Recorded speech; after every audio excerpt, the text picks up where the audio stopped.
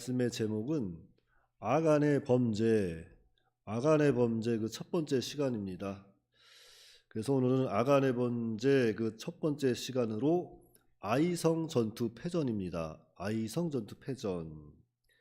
자, 이스라엘 백성들은 하나님의 능력으로 여리고성 그 견고한 성을 무너뜨리게 됩니다. 이것은 하나님의 말씀을 온전히 순종함으로 믿음으로 여리고성을 돌았더니만 하나님이 이렇게 여리고성을 점령할 수 있도록 그 성벽을 무너뜨렸습니다. 그리고 이제 그 두 번째 성 아이성 정복을 하려고 이스라엘 백성들이 나아가는 거죠. 그런데 그 아이성 정복에 실패를 하게 되는 내용이죠. 자, 아이성은 여리고에 비하면 좀 초라한 성이죠. 모든 면에서 성의 크기도 그렇고 견고함도 그렇고 여리고에 비하면 좀 보잘것없는 그런 성이라고 할 수 있어요. 그런데 그 성을 이스라엘 백성들은 점령하지 못하고 실패하게 됐습니다. 자, 왜 그랬을까요? 그 이유는 먼저는 그들이 여리고성 그 승리에 취해서 이렇게 또한 방심부지하기도 했지만 실은 아간의 그 범죄, 아간의 그 탐심으로 인해서 아간이 죄를 짐으로 또 이렇게 이 아이성 전투에서 실패하게 되는 거죠. 그러니까 오늘 말씀에도 봤지만 하나님께 온전히 바친 물건을 아간이 훔쳤기 때문이다 그랬어요. 그래서 우리는 이 죄에 대해서 하나님의 것에 대해서 늘 분별할 줄 알아야 되고 죄에 대해서 두려워할 줄 알아야 한다는 거죠. 자, 먼저 본문 1절입니다. 이스라엘 자손들이 온전히 바친 물건으로 말미암아 범죄하였으니 이는 유다 지파 세라의 증손 삽디의 손자 갈미의 아들 아간이 온전히 바친 물건을 가졌음이라. 여호와께서 이스라엘 자손들에게 진노하시니라. 자, 이것은 아이성 전투에 대한 그 전투 실패에 대한 원인에 대한 말씀이죠. 그래서 여기 말씀해 보니까 유다 지파 세라의 증손 아간이 하나님께 온전히 바쳐진 물건을 가졌기 때문에, 도둑질했기 때문에 쉽게 말해서 이렇게 아이성 전투를 실패하게 됐다는 것을 보여주고 있는 말씀입니다. 그래서 우리가 이 하나님께 온전히 바쳐진 물건에는 절대 손을 대면 안 되죠. 특별히 이 아간은 하나님의 것에 대해서 탐심을 내서 그것을 도둑질하게 됐는데 10계명에도 보시면 제 8계명이 뭐예요? 도둑질하지 말라는 겁니다. 도둑질하지 말라. 그러니까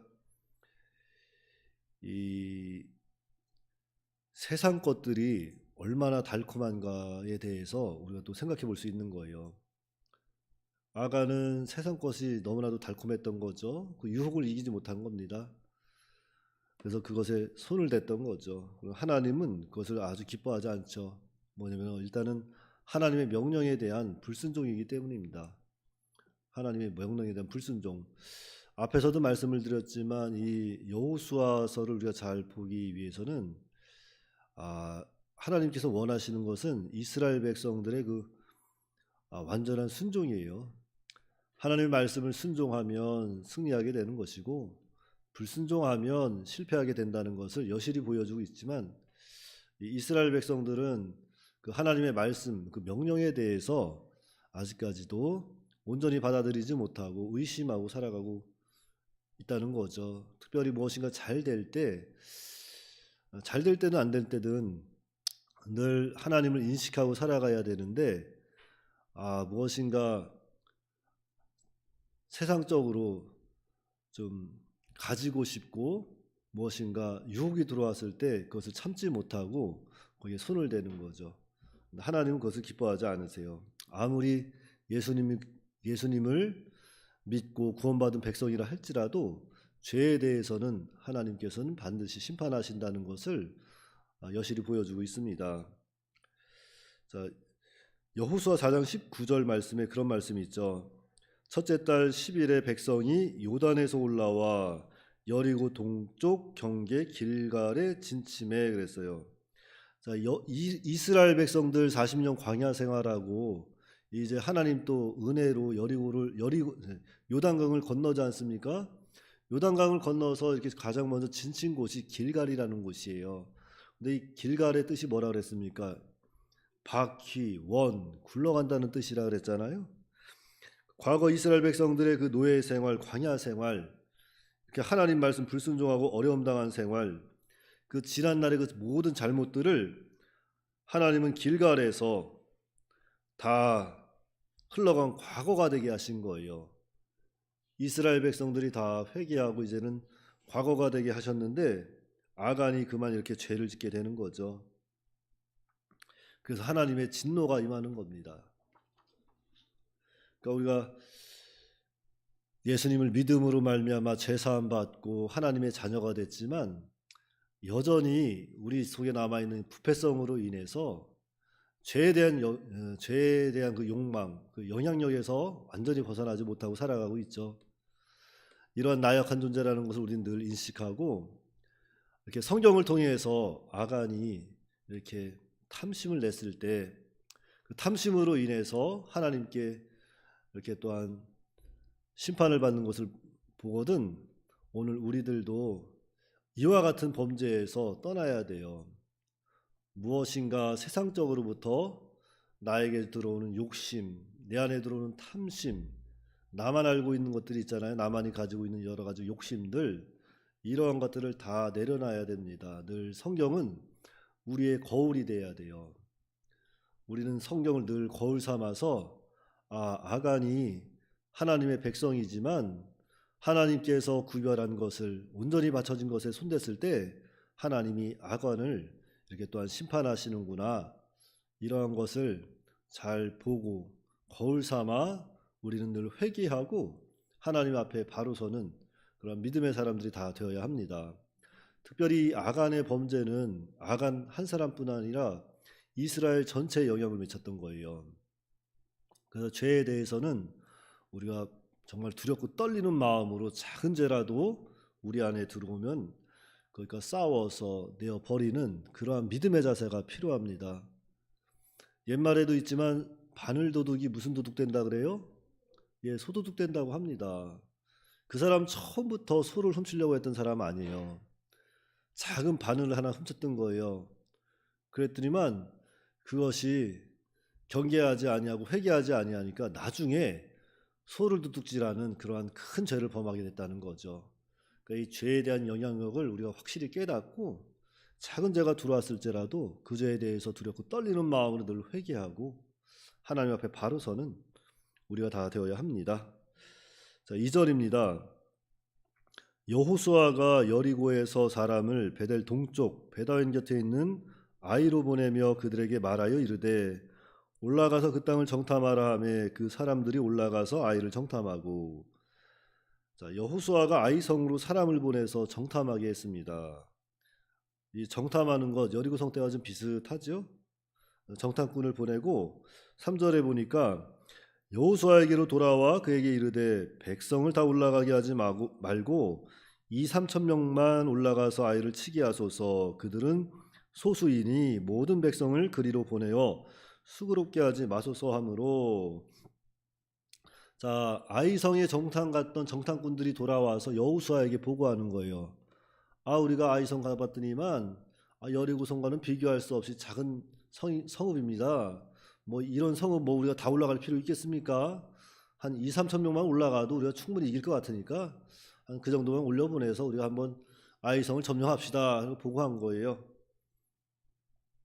그래서 4절 5절 보니까 백성 중 3천 명쯤 그리로 올라갔다가 아이 사람 앞에서 도망하니 아이 사람이 그들을 36명쯤 쳐 죽이고 성문 앞에서부터 스바림까지 쫓아가 내려가는 비탈에서 쳤으므로 백성의 마음이 녹아 물같이 된지라 그랬어요. 자, 이렇게 이스라엘이 아이성 전투에서 패전합니다. 이 여호수아가 정탐꾼들 말만 듣고 3천 명쯤 이렇게 올려보냈다가 되려 아이성의 전투에 실패하고 36명이 죽임을 당하는 그러한 부끄러운 일을 당하게 됐다는 거죠. 자, 그래서 우리가 이 아이성 패전을 통해서 오늘 우리에게 적용을 한다면, 또 우리가 기억해야 할 것이 있다면, 교훈 삼아야 할 것이 있다면 자, 그 첫째는 우리 속에 있는 나만 알고 있는 죄, 탐심, 이러한 것들을 철저히 우리는 버려야 한다는 거죠. 하나님의 은혜를 입은 백성으로서 정말 하나님 앞에 부끄럽지 않게 우리가 살아가야 한다는 거예요. 하나님의 말씀을 늘 기억하고 그 말씀이 교훈 삼고 그 말씀을 통해서 우리가 살아가야 할 것을 교훈하고 있습니다. 많은 사람들은 지금도 하나님 말씀대로 어떻게 살아가, 하나님 말씀 지키면 이 세상에서 바보같이 사는 건데 어떻게 살아가, 주일날 우리가 다 이제 신약 시대인데 주일을 어떻게 예전처럼 지키나 하면서 자꾸 하나님의 능력을 의심하고 하나님 말씀 순종하며 살아가는 것에 힘을 기울이지 아니하고 자기 생각대로 또는 세상의 방법대로 죄인들이 살아가는 방식대로 많이 살아가고 있다는 거죠. 그러나 하나님께서는 우리에게 분명히 말씀하고 계십니다. 시편 1편 1절 2절 말씀에도 복 있는 사람은 악인의 꾀를 쫓지 아니하고 죄인의 길에 서지 아니한다 그러잖아요. 죄인들이 사는 방식대로 살지 않는다는 겁니다. 하나님 모르는 사람들, 하나님 믿지 않는 사람들 그 방식대로 그들이 가는 길에 서지 않겠다는 거예요. 그러니까 우리 하나님의 백성들은 늘 하나님의 말씀을 늘 경청하고 그 말씀을 마음 깊이 새겨서 그 말씀을 순종할 때 먼저는 하나님께서 우리 영이 잘 되게 하시고 그 다음에 우리가 살아갈 수 있도록 하나님이 인도하시는 겁니다. 우리는 그 말씀을 믿고 살아가는 거지 세상 다른 것으로 살아가는 것이 아니에요. 하나님의 말씀을 온전히 믿고 죄에 대해서는 분명히 두려운 마음을 가지고 떠나는 그런 우리가 되어야 할 것이고, 그 다음에는 우리는 기도해야 한다는 거예요. 여호수아는 참으로 훌륭한 지도자지만 정말로 잠깐의 그 큰 성읍 여리고성을 이렇게 또한 승리하고 나서 방심부지한 탓에 하나님께 기도하지 아니하고 물어보지 아니하고 그래서 앞서 생각한 거죠. 하나님께서 이렇게 큰 여리고 성읍도 우리에게 승리하게 하시고 또 이 여리고를 이 가나안 땅을 우리에게 주신다고 했으니까 이제는 우리가 믿음으로 나가기만 하면 되겠다. 그냥 앞서 생각했던 거예요. 그러나 하나님께서 원하시는 것은 기도하라는 겁니다. 더욱이 큰 일이 있을 때 더욱더 하나님 앞에 기도해야 돼요. 하나님께 기도하고 하나님의 뜻을 찾고 하나님께서 말씀하시는 대로 인도를 받아 나아가야 한다는 거죠. 오늘날 우리도 그렇습니다. 우리가 하나님의 백성이 됐다는 것은 하나님의 통치와 하나님의 인도를 받겠다는 거예요. 그래서 우리는 하나님께 늘 기도해야 합니다. 늘 기도해서 하나님께서 나에게 무엇이라 말씀하시는지 늘 귀 기울이고 성령의 인도와 주장을 온전히 받아 나갈 수 있도록 늘 믿음을 쓰고 성경을 부지런히 보면서 오늘 말씀을 통해서 하나님 나에게 어떤 말씀을 주시나 성경을 통해서 하나님의 뜻을 찾고 구하고 그 길로 나아가는 그러한 지혜롭고 복된 삶을 살아가야 되겠어요. 다 기도하겠습니다.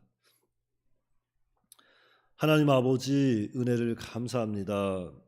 하나님께서 지난 한밤도 암탉이 날개 아래 병아리를 품듯이 저희들을 품어주시고 이 새벽 미명 시간 하나님의 말씀을 사모하는 마음을 가지고 모였사오니 하나님께서 이 시간 함께하여 주시고 풍성한 은혜를 내려주시옵소서.